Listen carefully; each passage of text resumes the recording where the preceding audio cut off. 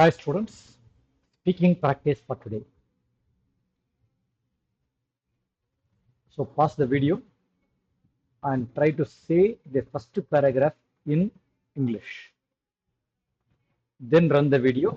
I will say how that should be told in English.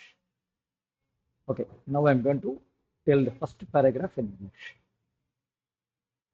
Yesterday, I planned to visit the market with my friend.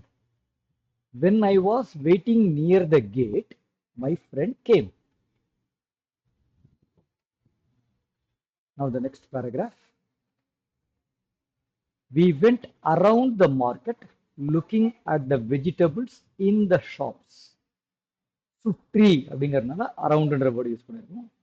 கடைகளில் காய்கறிகளை கடைகளில் அப்படிங்கறதுனால in the shop. Now we'll do the third paragraph. We returned back home and studied our lessons. So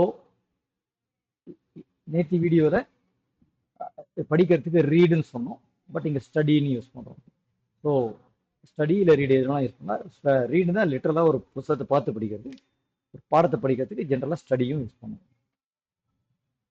okay, so try to listen to this again and again and get your